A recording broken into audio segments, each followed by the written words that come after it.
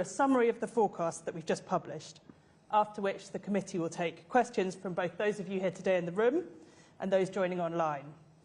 If you're in the latter camp, you can submit questions at any time via Slido, which you can find via the link on our website.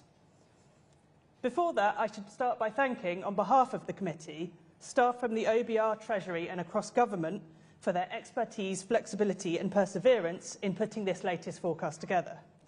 Of course, all of the analysis and conclusions continue to represent the BRC's own independent judgments. With that, let's hear from Richard. Thanks, Laura, and good afternoon, everyone. Against a largely unchanged economic and fiscal backdrop since our last forecast in March, this budget delivers one of the largest increases in spending, tax and borrowing of any fiscal event in history. In the 14 years since the OBR was established, it was only George Osborne's first budget after the 2010 general election and Rishi Sunak's mid-pandemic economic update in July of 2020 that rivaled this budget in terms of the overall change in the stance of fiscal policy. I'll first take you through how the budget spending and tax policies reshape the public finances in the next 5 years. I'll then talk about their impact on the demand and supply side of the economy. And I'll then conclude with what it all means for the government's prospects of meeting its new fiscal targets and the risks around them. But let me start with public spending, which is the biggest moving part in this budget. Relative to the plan set by the previous government, this chancellor has added around £70 billion per year to public spending over the next 5 years. As a result, the size of the state settles at 44% of GDP by the end of the decade. This is around 5 percentage points higher than it was before the pandemic, and around 2 percentage points higher than the level implied by the previous government spending plans. This increase in spending reflects both the funding of some undisclosed spending pressures, which existed at the time of the March budget and have subsequently come to light, and the cost of new policy decisions taken by this government. Looking at the composition of this increase in spending, about 2/3 goes on current spending, which raises its annual real growth over the forecast period from 1 to 1.5% per year. The other third goes on capital spending and keeps public investment broadly flat at around 2.5% of GDP over the next 5 years, rather than dropping to the 1.7% assumed in the previous government's plans. Some of the increase in spending in the early years includes additional payments for the infected blood and Post Office Horizon compensation schemes. But most of the increase over the 5 years is added to departmental expenditure plans, which were set by the previous government, with departmental current spending £23 billion higher in this year and £49 billion higher by 2028-29. And departmental capital spending largely unchanged this year, but £24 billion higher by 2028-29. The budget also provides more detail about the breakdown of the spending between departments, after topping up day-to-day departmental spending in this financial year by £23 billion and setting new departmental expenditure limits, or DELs, for 2025-26. As you can see from this chart of real growth and resource DEL budgets over the next 2 years, most major departments now see significant real growth in their budgets this year. But growth slows significantly going into next year, with growth in NHS spending falling from 4.7% this year to 3.3% next year, and defence spending slowing from over 3% this year to almost no real growth next year. And some departments, including the Home Office, experience significant real cuts in spending in both years. We'll need to wait for the full multi-year spending review next year to understand what the budget means for the composition of departmental spending over the remainder of the Parliament. In the meantime, this chart compares the growth in the overall resource DEL envelope that the government set for this exercise, which rises by about 1.3% per year in real terms from 2026-27 onwards, with the additional expenditure required to meet the long-term spending commitments that this government's already made in areas like health, defence and overseas aid. Subtracting these existing commitments from the overall envelope leaves real DEL spending on all the departments falling by 1.1% in real terms in the 4 final years of the forecast. And this assumes the government makes no progress over the next 5 years towards aspirations for raising defence spending to 2.5% of GDP or returning overseas aid to 0.7%. Meeting these aspirations would mean unprotected departments see their budgets fall by 3.5% in real terms in the years beyond 2025-26. Turning to how this additional spending is funded, just over half is paid for by an increase in taxes, which raises about £3.6 billion a year in extra revenue over the next 5 years. Most of that increase in taxes comes from an increase in employer national insurance contributions, which raises about £800 per year per employee and £24 billion in total. Another £6 billion comes from an increase in capital gains tax, inheritance tax, and other taxes on assets. Another £4 billion comes from various HMRC compliance measures. And the remaining £2 billion comes from a range of smaller measures, including the levying of VAT on private schools. Together, these measures increase the overall tax take to 38% of GDP by the end of the decade, its highest level on record, and 5 percentage points higher than before the pandemic. While the NICS rise is collected from the employer, we assume that around 3/4 of the cost is eventually passed on to employees through lower real wages, with employers paying the remaining quarter via lower profits. The remaining half of the increase in spending is funded through higher government borrowing in each year of the forecast. This chart decomposes the change in the level of borrowing compared to our March forecast into the relatively small changes in our pre-measures forecast, shown in green. These add £21 billion to borrowing this year, mostly due to higher debt interest costs, and reduce borrowing by small amounts in the years thereafter. The Chancellor's decision in this budget to raise the level of current and capital spending, shown in shades of blue, adds £47 and £25 billion respectively in the final year of the forecast. The tax rises in this budget, shown in yellow, raise about £42 billion by 2029-30. And taken together, these budget measures and their indirect effects on the economy leave the level of borrowing, shown in black diamonds, around £28 billion a year higher over the next 5 years. Turning to the implications of these changes for the path of total government borrowing as a share of the economy, the net fiscal loosening in this budget slows the pace of fiscal consolidation relative to the plans of the previous government. Borrowing is now flat at 4.5% of GDP this year, and then falls back gradually to 2.1% of GDP by the final year of the forecast. Compared with our March forecast, borrowing is on average about 1% of GDP higher in every year. The budget also shifts the composition of the fiscal consolidation away from current spending as a share of GDP, which accounted for 2/3 of the previous government's deficit reduction plan, towards increases in taxes, which account for 2/3 of this government's plans for reducing the deficit over the next 5 years. The additional £180 billion in borrowing over the forecast means that net debt ends up around 3% of GDP higher than in March, and stays broadly flat as a share of the economy in the coming years. Net debt excluding the Bank of England, the previous government's fiscal target, now rises as a share of GDP in every year, from 89% last year to 96% by the end of the decade. And the interest costs on this debt are also higher, and are now forecast to exceed £100 billion in each of the next 5 years. Turning to what impact this fiscal loosening has on our economy forecast, this chart splits the impact of fiscal policy changes in this budget into their impacts on the demand side of the economy, shown in blue, and their impacts on the supply side of the economy, shown in other colours. As you can see from the blue bars, the net fiscal loosening provides a temporary boost to demand, which raises the level of GDP by slightly over 0.5% at its peak impact next year. The impact then tapers to zero, as monetary policy and associated changes in wages and prices are assumed to crowd out some private spending and bring GDP back into line with potential output by the end of our forecast.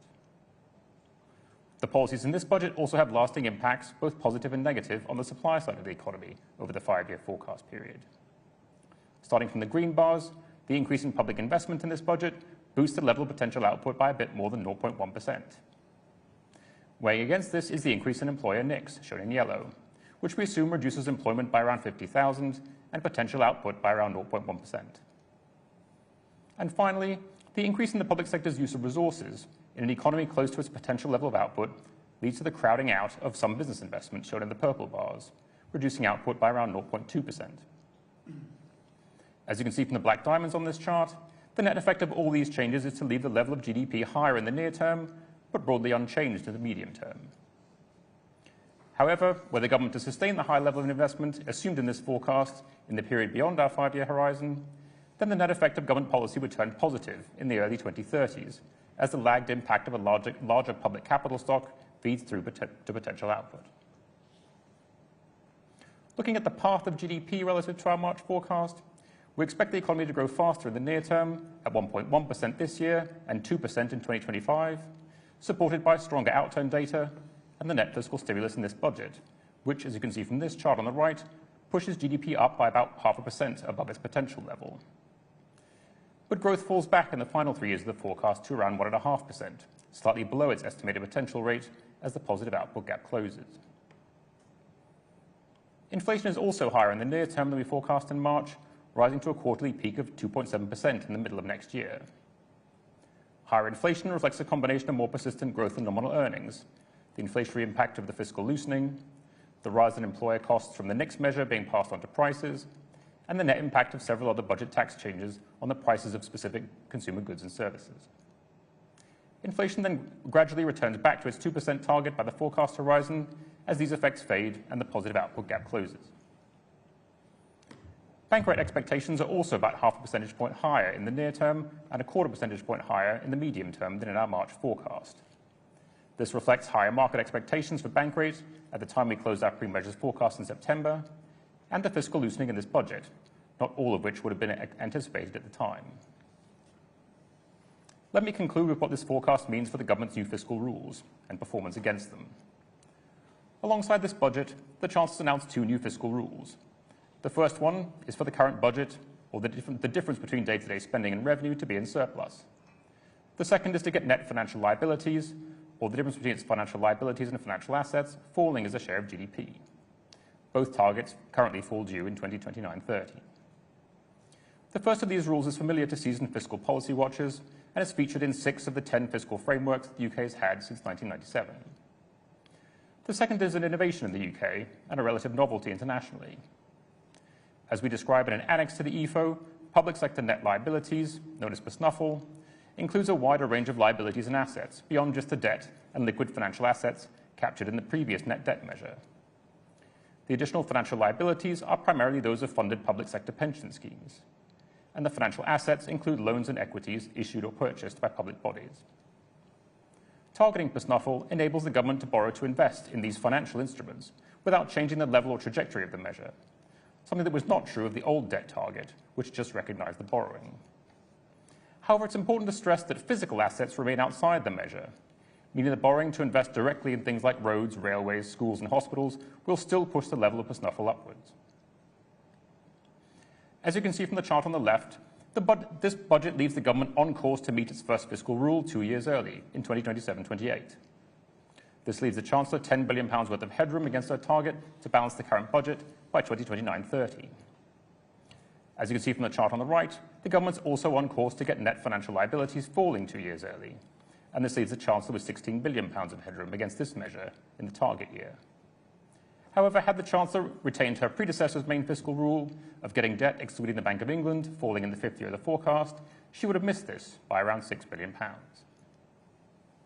But even the £10 billion in headroom the Chancellor retains against her new fiscal rules is small by historical standards.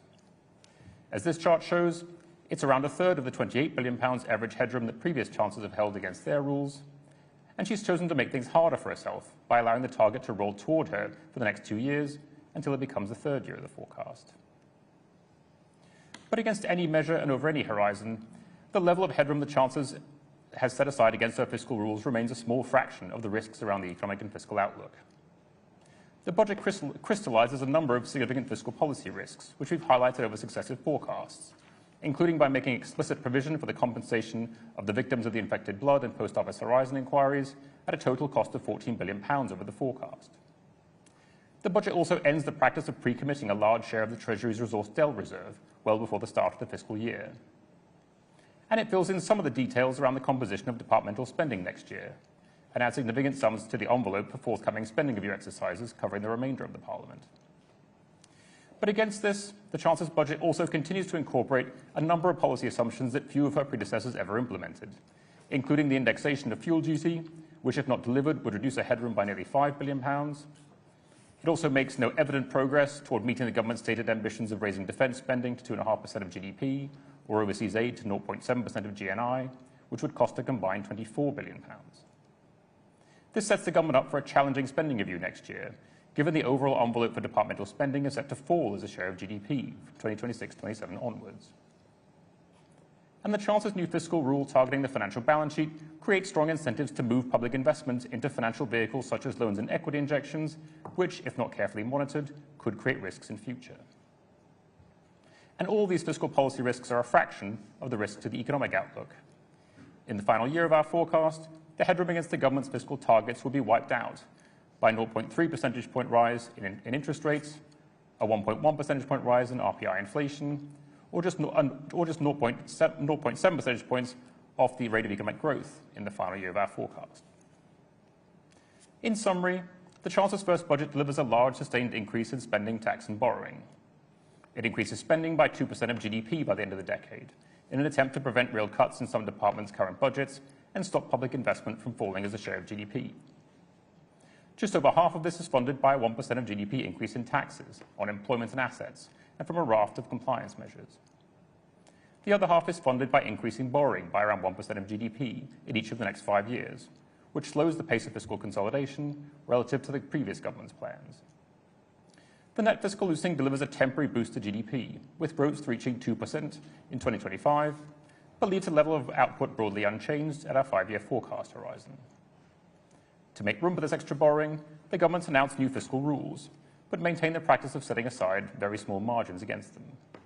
And the potential claims in those margins are numerous, with interest rates on government debt, government's large and rising debt remaining highly volatile, the steady rise in the tax burden over the next 5 years relying on a range of uncertain tax changes, and a multi-year departmental spending review not set to conclude until sometime next year. And with that, I'll hand it back to Laura, who'll take your questions. Thank you, Richard. So as a reminder, if you're joining us online, you can submit questions via Slido. The link's on our website. We've got plenty of time for questions, which is just as well, because we have an awful lot to get through. I am going to reward those here in the room not quite first this time, because there's a lot of questions online on one topic, which it'd be probably prudent to tackle first, and it's related to black holes, a key term in fiscal analysis these days. So today, alongside the EFO, we've published a review of the March 2020 forecast for departmental expenditure limits.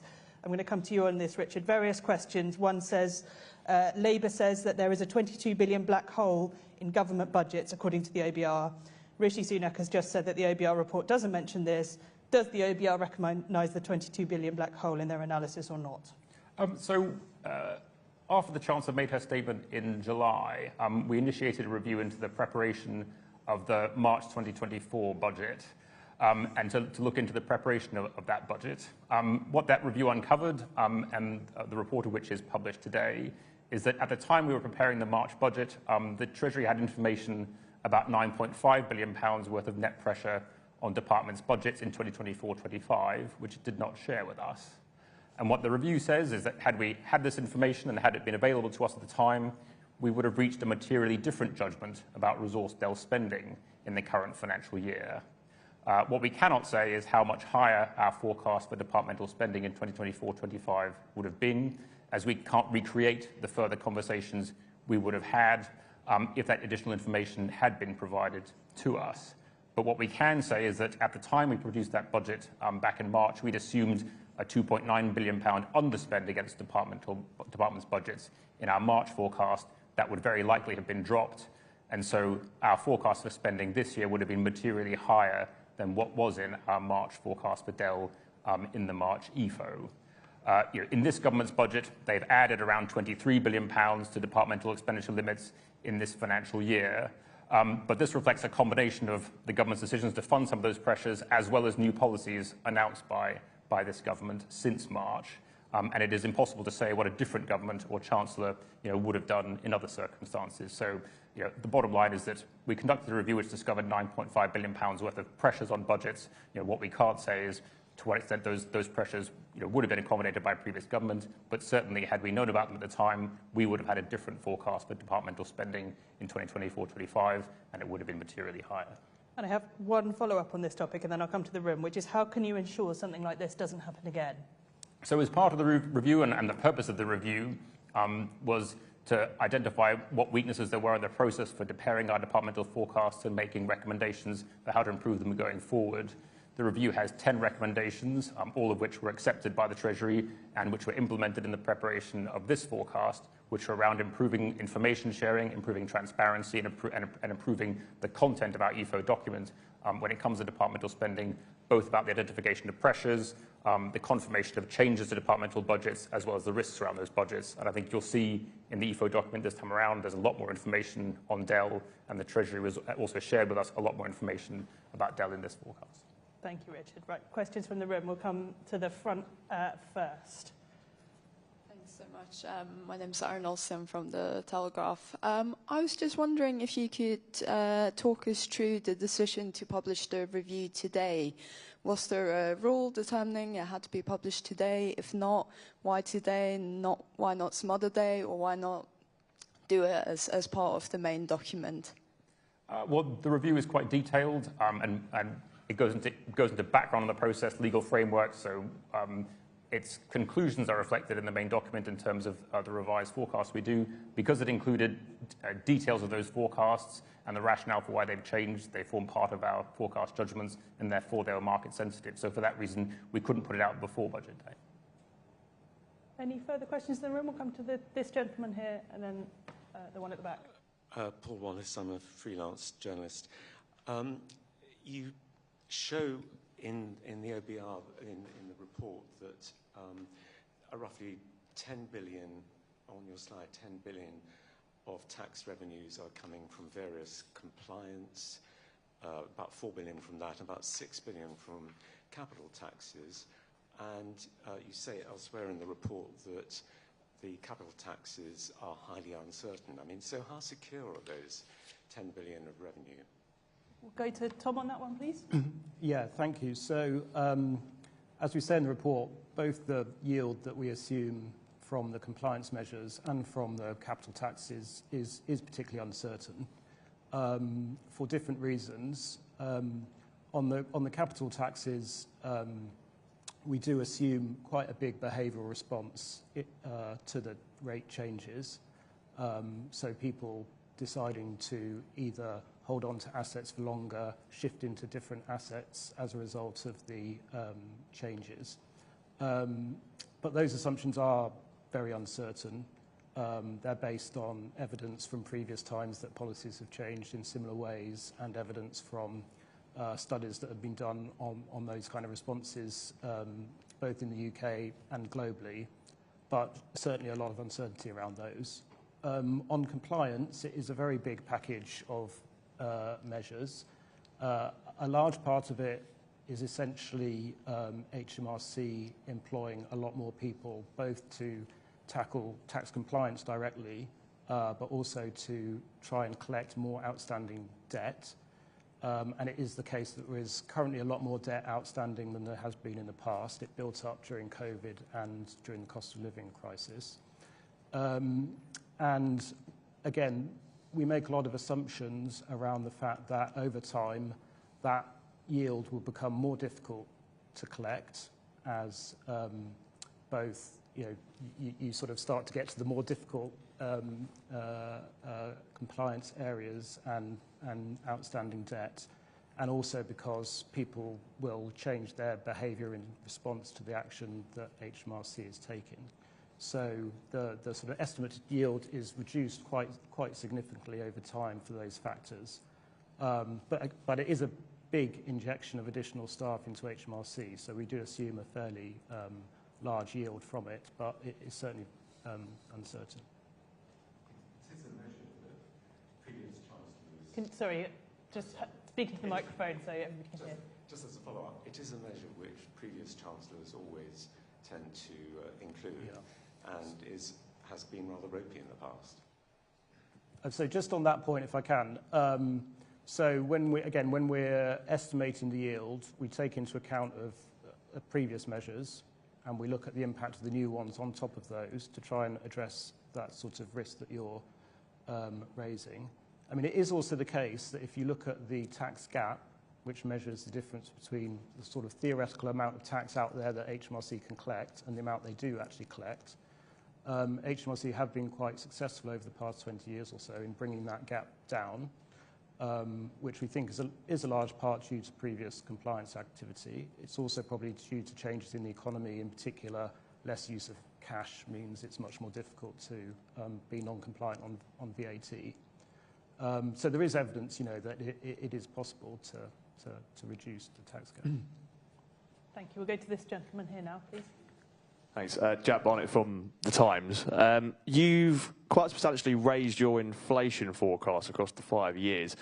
I just wonder, could you give us a broad stroke assessment as to whether or not this budget is going to be marginally inflationary? And then just a second, if I may, we've seen another change to the fiscal rules. I don't know how many we're on now, but I just wonder whether or not there is an assessment as to this new set of rules. Are they good? Are they bad? I'm going to ask David to come in on inflation, and then Richard, you can have a go at rules. Yeah, the inflation profile is a bit higher than it would have been if there hadn't been quite a substantial increase in spending. And the reason for that is that although we think there's a little bit of spare capacity in the economy right now, the scale of the increase in spending is substantial.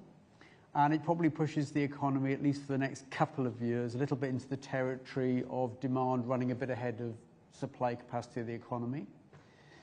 That causes inflation to be a bit higher for a couple of years. We then assume that the Bank of England responds to that, so that 3 or 4 years down the road, we're really back to close to the government's target, or the Bank of England's target that is given by the government, back to the 2% level. So you get a sort of slightly higher rate of inflation. I think we get up to 2.6 or so % for the next year or so. So it's meaningful. Of course, in the context of an economy which not all that long ago had an inflation rate of 11%, to go from the target level of 2 to 2.6, it needs to be seen in the context of how variable inflation can be. But I think it's a reflection of two things. Firstly, just the size of the increase in spending, only about half of which is covered by taxes. So in a sense, it's a fiscal loosening because it's not all covered by taxes in an economy where there really isn't a whole lot of spare capacity right now. Thank you. And are these rules good? So we tend to not answer that question, partly because chancellors are very good at selling their own fiscal frameworks, and so we tend to do features and risks at the OBR.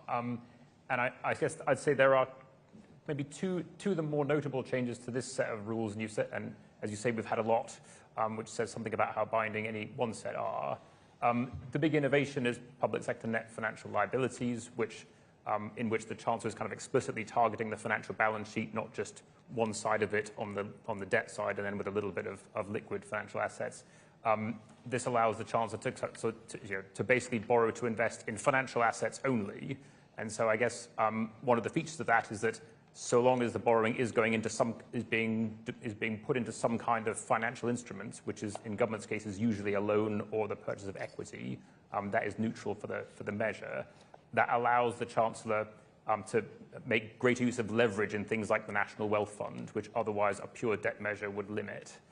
The risk there is that governments start to exploit that and treat it as a loophole, and the government starts to do lots of things which might deliver better value for money through straight investment in physical assets. They start doing it all through financial instruments. They start doing it all through loans or all through equity in companies or funds.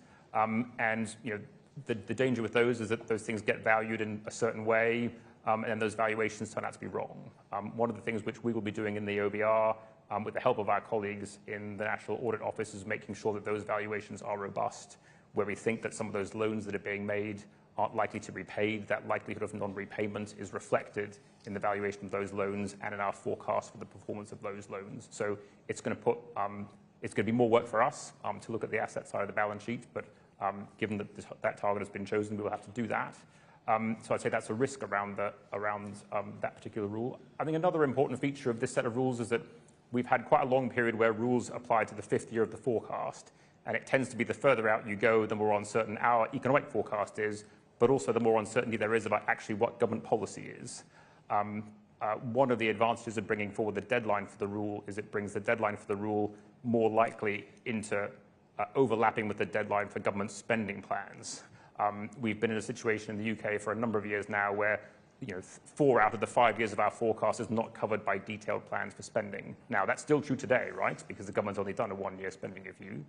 But there is a commitment now to go back to doing a regular rhythm of spending reviews, which would fill out more of the distance between here and the deadline with detailed spending plans in ways which we haven't had in a while in the UK, and hopefully maintain kind of that level of transparency about what the fiscal rule implies for the government's detailed plans for departmental spending between now and the deadline.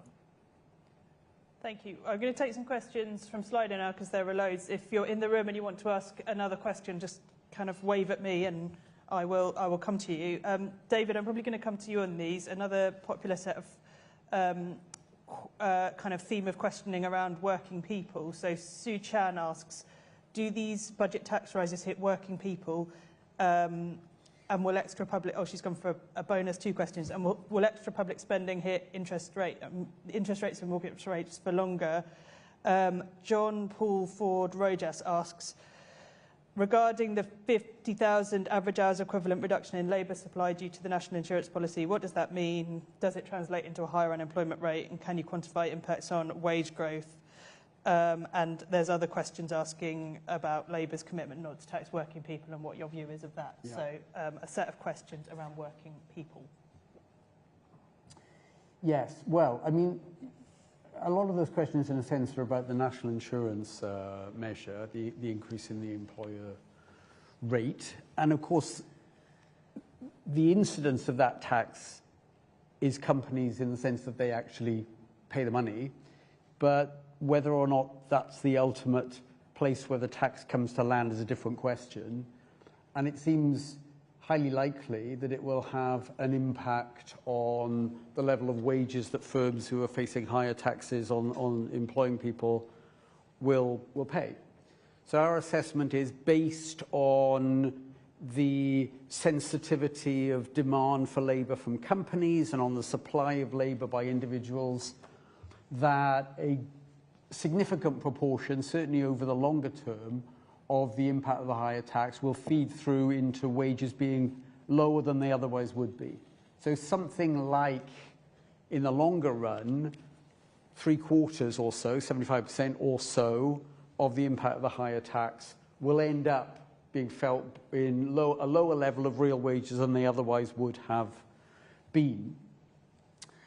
So that's the difference really between the sort of formal legal incidence, who pays the bill, and where does it actually end up in economic terms. And the answer seems highly likely that most of it will feed through into the level of real wages. So what was the other part of the question? Yeah, so there was John Paul Ford Rojas asked specifically about the reduction in average hours equivalent employment and the 50,000. Yeah, the 50,000. Well, the translation into unemployment is next to nothing, because the way to calculate what the impact will be is to work out what combination of some people deciding they're going to work less because real wages are a bit lower than they otherwise would have been, and how much lower is the demand for labour, because not all the impact of the tax can be passed on by the company to the worker. So we kind of work out, you can think of the 50,000 number as how much lower will the size of the labour force in the UK be, because some people just at the margin find that the lower real wages they're going to get as a result of the tax increase mean, well, actually, I don't want to work so much. So it doesn't actually flow through to unemployment at all. It does flow through to a slightly lower level of the labour force and a lower level of employment than it otherwise would have been. But that's a 50,000 number, that's our central estimate, in a labour force of 32 million or 33 million people in the labour force. So, 50,000 as a percentage of the labour force is not enormous, but at the same time it's not a totally insignificant number. Unemployment, by the way, over our forecast period, remains pretty low, certainly in the short run, because we've got a very substantial boost to demand from the fiscal loosening over the next couple of years, and that actually takes the economy into a position where output is pushing up against and going slightly beyond actually the productive potential of the economy. So unemployment actually stays low on our central projection. And then the final, Sue's second question, we've had other questions on the same theme. Sue Chan also asked, will extra public spending keep interest rates and mortgage rates higher for longer? Mark Willis also asks, is a material impact in gilt markets expected in response to the additional debt by 2028-29? So a couple of questions on gilts and mortgages. Well, the pressure, if it exists, of higher government spending depends very much on how it is financed. I mean, to the extent that it's financed out of taxes, in a sense, the government is taking away demand from the private sector, which pay the taxes, to make room for its extra use of resources. Now, in this budget, there's a big increase in spending, which is significantly, but certainly not wholly, financed through taxation. In fact, taxation finances about slightly more than half of the 70 billion or so extra government spending a year that you get over the next few years. And the other half is financed by more borrowing. Of course, the more borrowing bit means that the government's spending money, which by definition it hasn't raised through taxes, and so it's not reducing demand in the economy in line with its own bigger claim on resources. That's what pushes the economy to a situation that we think is a bit above its potential. And it's plausible that there is a reaction to that, both from the Bank of England, which you might expect, partly on the back of slightly higher inflation, to set a slightly higher path for bank rate than it otherwise would, and also because the government is borrowing rather a lot more than people might have expected in the past. If the previous government's plans had played out, they were planning to borrow less. You have to induce people to buy the extra gilts that are coming onto the market. We think the net effect of both those things might be to add something of the order of 0.25% to interest rates, to yields on government bonds, maybe to the path of bank rate. That's what we've factored in relative to when we looked at market expectations. We just added 25 basis points, 0.25% on that to take account of this effect. So is it likely to have an effect? We thought yes. What is the scale of that effect? 25 basis points is, neither completely trivial nor, a game changer in terms of the projection for the economy. What the reaction in the gilt market will be is a bit hard to know. I mean, today gilt yields first of all went down and now they've gone up a bit. Who knows where they'll be by the end of the day? There's still a couple of hours to go. And who knows where they'll be by the weekend. But our assessment was that interest rates would be about 0.25% higher than they otherwise would have been. There speaks a forecaster, David. Anything could happen. Yeah, exactly. Thank you for that. Safe. A couple of questions. Sorry, I'll come to you in the room. Just wait for the microphone. Thank you. I was just wondering, it sounded like you were saying that working people, so people who mostly get their income from employment rather than assets, will be impacted by the tax rises in this budget. Is it possible to put a figure on how many working people are likely to be affected? Well, I think, there's quite a broad range of tax increases. And, when you've got the government making space, if you will, for substantial increases in its own spending, it's very likely that the majority of people will face some more taxes somewhere. The one that I focused on a moment ago was just the national insurance one, where, as I said, the lion's share, about 3/4, we think, of the impact of that will ultimately come through in the form of lower wages. And that's likely to affect the majority of people who are working. Did you put that in millions of workers by any chance, a rough estimate? Well, the level of employment in the UK is 33, 34 million, something like that. We haven't done a sort of distributional calculation to work out what percentage of people might not have any effect at all. And there will be some who won't. So, for example, somebody who is earning national minimum wage, companies can't pass on, legally can't pass on the incidence of the extra tax there. So there will certainly be people, and there's 2 million odd people, I think, in the UK who are on the national minimum wage. They're not going to see their wages lower because it's not a legal thing to do. So there's definitely, just on the national insurance thing, although I think the majority of people will find over time that their real wages are a bit lower than they otherwise would be, there's certainly some people who won't. 20, 25 million? I think it's hard to put a precise number on it. I think it would be fair to say that I think the majority of people will find their real wages would be a bit lower than they otherwise would be. But that will take time. I mean, in the short run, I mean, I think the way to envisage it probably happening is not so much companies tomorrow issuing an edict for their workforce saying, hold on, our employment costs have gone up by 2%, everybody's going to take a 2% wage cut right now. That's not going to happen. I think what will happen is gradually over time, maybe next year and the year after, a company that might have given a 3% wage increase will make it 2.5%. And, you know, a few years of that, and a substantial part of the burden of the higher national insurance will have been passed on to the workforce. Cool, thank you. We're going to go to a couple of questions on different taxes. I'm going to come to you, Tom, both from Kieran McCarthy. One is the Chancellor said raising VAT on private schools was expected to raise 1.9 billion. The OBR estimates 1.7 billion. Are you able to explain the differences in estimates? So if you're not familiar with that Chancellor figure, perhaps you could just explain ours.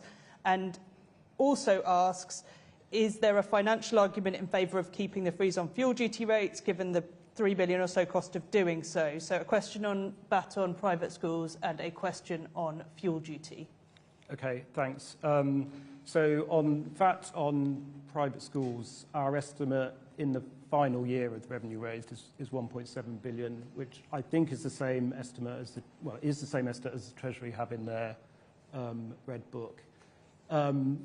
I mean, the biggest judgment there, obviously, is on the degree to which parents take their children out of private school or don't send their children to private school as a result of the increase in VAT, which we assume a large part of would be passed on as higher fees. Our assumption is that there are around 35,000 fewer pupils in private schools as a result of the measure after 5 years. But that is, again, it's an uncertain judgment. On fuel duty, well, I mean, from a fiscal perspective, there is a very significant cost from the repeated practice of previous governments and now this government of not implementing the stated increases in fuel duty.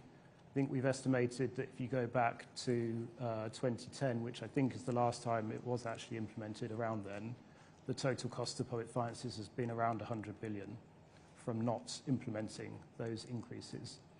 And looking forwards, our forecast does assume that from next year, the policy will be implemented, fuel duty will increase, reverse the 5p cut, and therefore that benefits the public finances in our forecast by around 5 billion in the final year of the forecast. The margin that the Chancellor has left against her current balance rule is around 10 billion. So not implementing those measures again would immediately cut out around half of the headroom that the Chancellor has against her fiscal mandate. Thanks, Tom. Couple of questions probably coming back to you again, David, on these, on I guess kind of on the theme of business investment and crowding out. So Philip Inman at The Guardian asks, why does business investment fall over the 5-year forecast, and why does higher national insurance payments by employers play a part in this?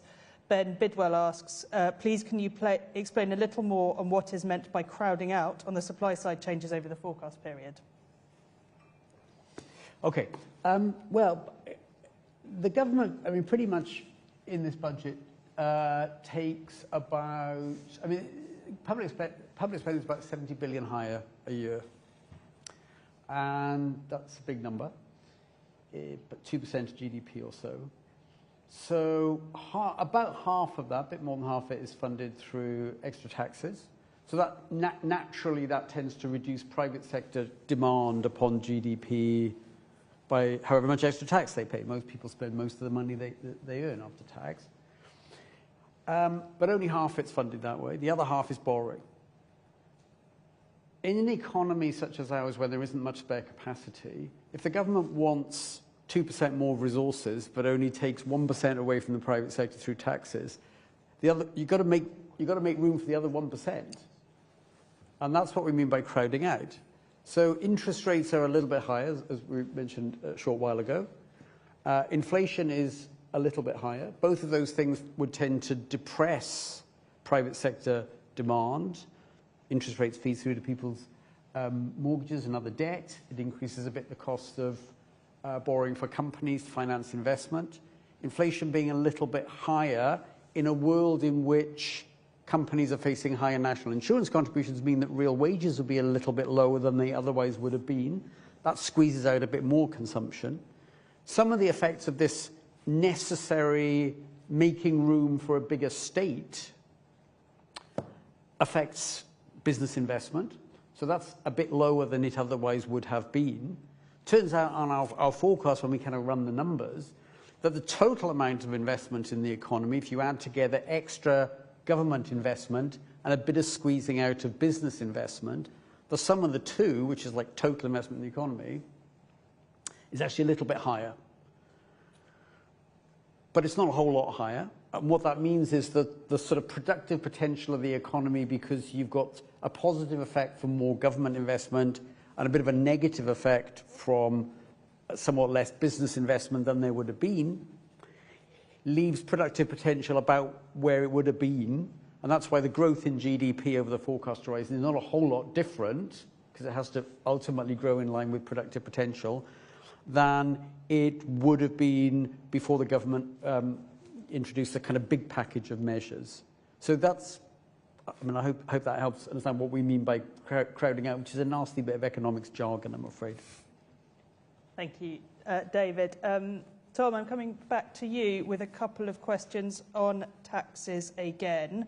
Ashley Lane asks, what has your forecast assumed about innovators, businesses and individuals leaving the country or economy and going overseas? And there's an additional question on the same topic, which says increases of CGT, taxes on air passenger duty, ending the non-tom tax status, VAT, etc. How did you model impact on growth and the potential loss of high net worth individuals leaving the country? Thanks. So there were two measures in particular where this was a particularly relevant judgment because they affect high net worth individuals and individuals with less ties to the UK, may well be from overseas. That's the increase to carried interest rates and also the further reforms on the non-domicile regime. In both cases, we're talking about very small groups of people. In the case of the non-domicile reforms, it's around 9,000 people who are not eligible for the new regime and therefore potentially at risk of leaving the country as a result. For the carried interest, it's only around 3,000 people who benefit from carried interest.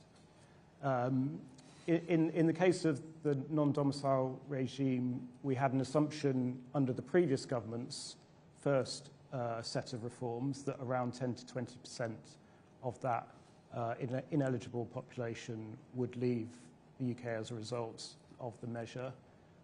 We've increased that slightly at this event for the new reforms. That reflects some changes that the new government has made to the transitional protections which are offered to those people who are ineligible for the new regime. And it also reflects the fact that inheritance tax has been brought into the new regime.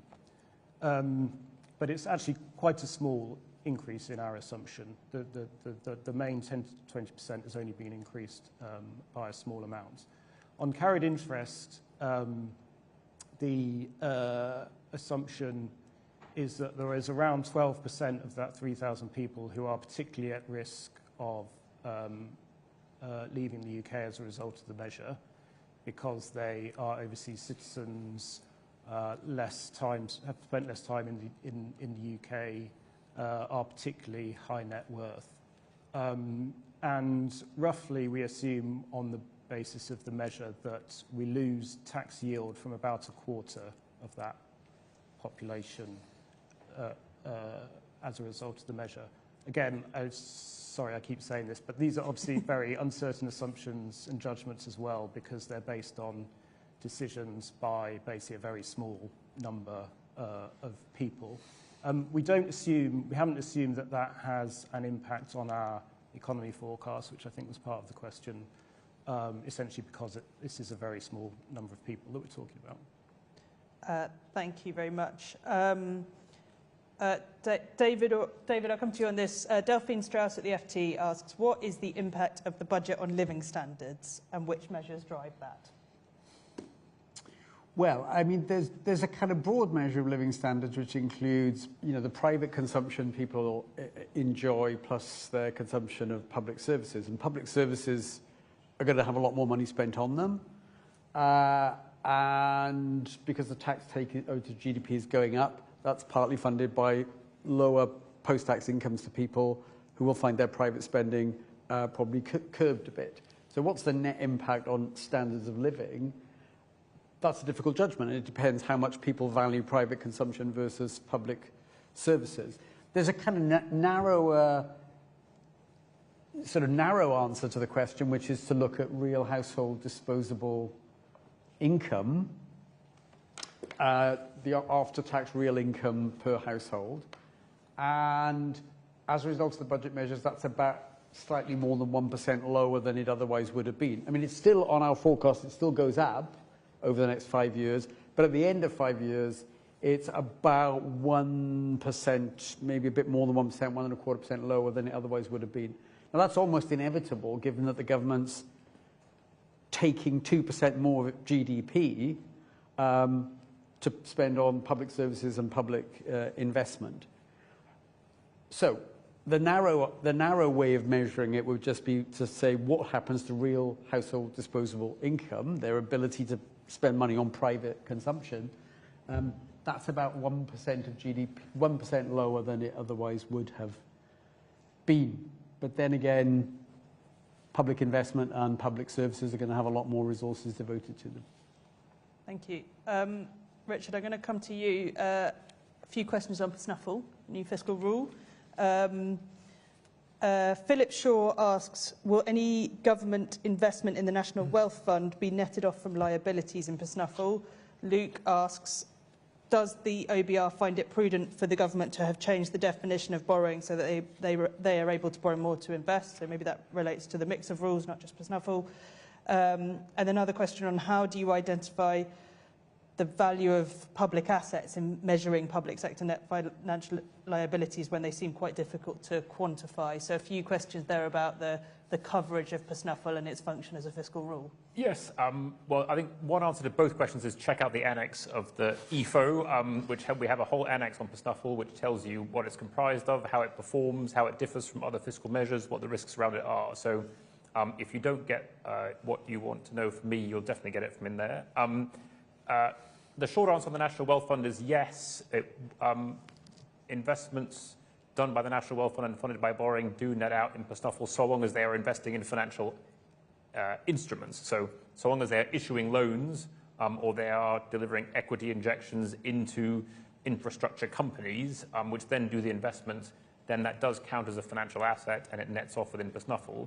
What they can't do but keep PSNUFL unchanged is invest directly in things like energy investments. So they can't buy the windmill, they have to invest in the company or make a loan to the company that builds the windmill. And I think therein one spot's potentially one of the risks, which is that the investment has to be indirect through some kind of private sector vehicle or through the extension of some kind of financial instrument. And then the money is then used by the person who receives the investment to do the actual physical investment. So that creates risks, obviously. And it's one which the government has set up some guardrails to try and monitor, but we ourselves, as independent forecasters, are also going to keep an eye on. In terms of asset valuation, sort of details are set out in the annex about how different kinds of assets are valued. Some of these things are very easy to value because if the government just buys equities that are listed on the stock market, then you've got a market valuation for them. For other things like loans, you have to value the loan book, based on expected repayments over time. And so it does depend on the asset. We follow national account standards when doing valuations, And for things like loans, where we expect there to be some probability of non-repayment, we take that into account in the valuation of the loans, but that's obviously something you also have to keep an eye on, because loan valuations can change over time. In terms of whether the overall framework is prudent, part of our job is to make sure that it's transparent. Whether it's prudent depends on the decisions taken by the government in where they invest their money and whether they do actually get the financial returns that they are hoping for. I think from our point of view, we will make sure that we're doing scrutiny and due diligence on the valuation of those assets, but the value of those assets will depend on the choices that government makes in how it invests. A final thing to point out is that just within the overall monitoring of the public finances, one does have to also keep an eye on the level of debt, because the level of debt is the one in which the government always has to pay, regardless of whether it's getting repaid by somebody else when it loans out the money. At least on one measure of debt, it's rising in every year, the measure excluding the Bank of England. And this is, I think, the first forecast we've done in a very long time, and possibly ever, where the cost of servicing the government's debt was over £100 billion every year. And that is, that is the cost of the amount of debt that we have run up. And that cost doesn't just go away because you're targeting a different fiscal measure. That's still a cost that you have to meet every year. And it's one of the reasons why the tax burden in this country has been rising so much in recent years. It's to fund the fact that debt interest is just a lot more expensive and our debt stock is a lot higher. Thank you. I'm going to apologise in advance. There's absolutely hundreds of questions online and we're not going to get to them all. We'll follow up if you contact us on as many as we can. We're going to try and squeeze in two more. Penultimate one for you, David. Do the OBR's forecasts account for potential growth in the medium term due to general population health and productivity as a result of public spending? And a similar question from Sarjan Narwan, who says, what expectation do you have on the impact of increased NHS spending on growth? So two kind of very similar questions there, and you can be nice and snappy so we can fit in I'll be snappy. I think it's difficult to try and pin down. Well, there's two legs in the calculation, aren't there? You spend more money on the NHS. To what extent does that improve the health of the population of working age?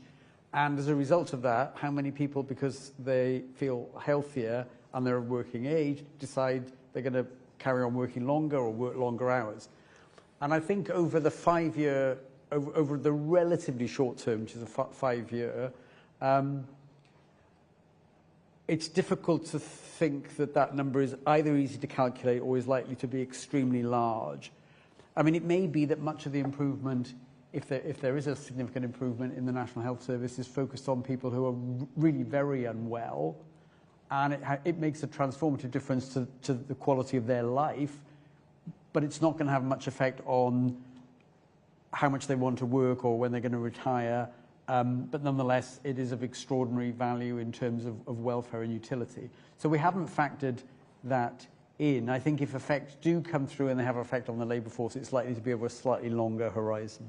And I'd point people towards our Fiscal Risks and Sustainability report published last month, which had a whole chapter on the fiscal effects of better population health over the longer term. Okay, last question. There's been a lot of follow-up on black holes, so we're going to have to end there. Richard, I'm coming to you. Sue Chan asks, sorry, a follow-up.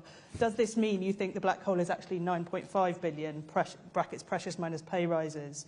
Another person asked, so the 22 billion black hole is actually 9.5 billion plus extrapolation by the government. That is not confirmed by the OBR. And a series of similar questions on the difference between those two numbers. I mean, the short answer is that I'm an economist, not an astronomer, and we don't deal in black holes in the OBR. What we do is try and forecast government spending.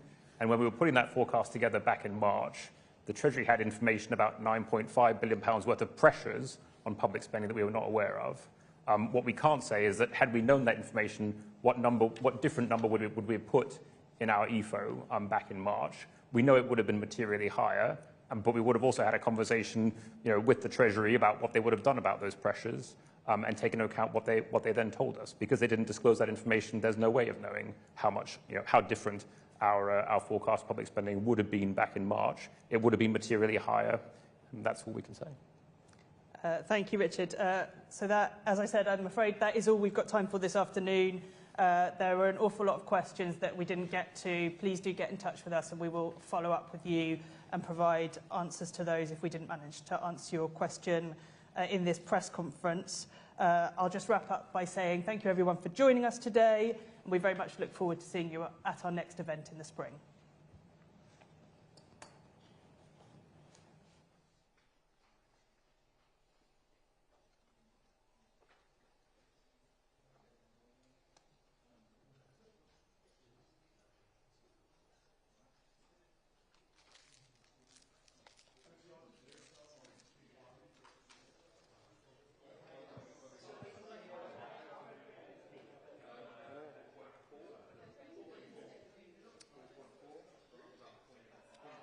The microphone for you.